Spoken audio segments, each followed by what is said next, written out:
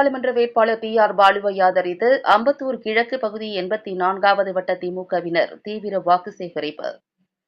சென்னை கிழக்கு மாவட்ட செயலாளரும் இந்து சமய அறநிலையத்துறை அமைச்சரும் பெருநகர சென்னை வளர்ச்சி குழும ஆணைய தலைவருமான பி.கே. சேகர்பாபு அவர்களின் வழிகாட்டுதலின்படி இந்தியா கூட்டணியில் ஸ்ரீபெரும்புதூர் நாடாளுமன்ற தொகுதியின் திராவிட முன்னேற்றக் கழக வேட்பாளர் டி.ஆர். பாலுவை ஆதரித்த அம்பத்தூர் கிழக்கு பகுதி செயலாளர் எம்.டி.ஆர். நாகராஜ் முன்னிலையில் 84வது வட்டக்கழக செயலாளர் மு. விஜயகுமார் தலைமையில் இறுதிக்கட்ட தேர்தல் பரப்புரை இன்று நடைபெற்றது. இந்த இறுதிக்கட்ட தேர்தல் பிரச்சாரத்தில் அம்பத்தூர் சட்டமன்ற உறுப்பினர் ஜோசப் சாமுவேல், தொகுதி தேர்தல் பொறுப்பாளர் பி.டி.சி. செல்வராஜ், 7வது மண்டல குழு தலைவர் பி.கே. மூர்த்தி, 83வது வார்டு மாமன்ற உறுப்பினர் உஷா நாகராஜ் ஆகியோர் கலந்து கொண்டு கொரட்டூர் பேருந்து நிலையத்தில் இருந்து துவங்கி வட்டத்திற்குட்பட்ட அனைத்து பகுதிகளிலும் மேளதாளத்தோடு வீதி வீதியாக சென்று உதயசூரியன் சின்னத்திற்கு தீவிர வாக்கு சேகரிப்பில் ஈடுபட்டனர். இந்நிகழ்வில் 84வது வட்டத்துக்கு உட்பட்ட கழக நிர்வாகிகள், இளைஞர் அணியினர், மகளிர் அணியினர், பிற அணி பொறுப்பாளர்கள், BLA2, BLC பாக முகவர்கள், தோழமை கட்சியினர் என சுமார் 500க்கும் மேற்பட்டோர் கலந்து கொண்டனர். ஏழை மகிழும் உணவு ஸ்டாலின், இனி வெறும் பேரில்ல. பள்ளியில் காலை உணவு ஸ்டாலின், இனி வெறும் பேரில்ல.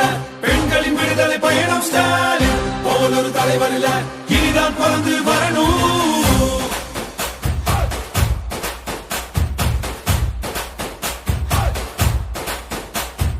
வந்தோம் உங்களை பார்க்க, கேட்டோம் குறைகளை தீர்க்க, தந்தோம் நல்லொரு வாக்க, வென்றோம் எதிரிங்க நோக்க. வந்தோம் உங்களை பார்க்க, கேட்டோம் குறைகளை தீர்க்க, தந்தோம் நல்லொரு வாக்க, வென்றோம் எதிரிங்க நோக்க. ஆட்சிக்கு வந்தோம், ஆட்சிக்கு வந்தோம், விடியலை தந்தோம், விடியலை தந்தோம். ஆட்சிக்கு வந்தோம், விடியலை தந்தோம். அடுத்த கட்டம் போவோம் வா, அடுத்தது என்ன பாப்போம் வா. ஸ்டாலின் இனி வெறும் பேரில்ல, ஏழை மகிழும் உணவு ஸ்டாலின், இனி வெறும் பேரில்ல. பள்ளியில் காலை உணவு ஸ்டாலின், இனி வெறும் பேரில்ல. பெண்களின் விடுதலை பயணம் ஸ்டாலின் போல் ஒரு தலைவர் இல்ல, இனிதான் பிறந்து வரணும். இந்திய துணைக்கண்டத்தின் வரலாறு இனி தமிழ் நிலப்பரப்பில் இருந்துதான் தொடங்கி எழுத வேண்டும் என்பதை சான்றுகளின் அடிப்படையில் அறிவியல் வழி நின்று நிலவுவதே நமது அரசினுடைய தலையாய கடமை.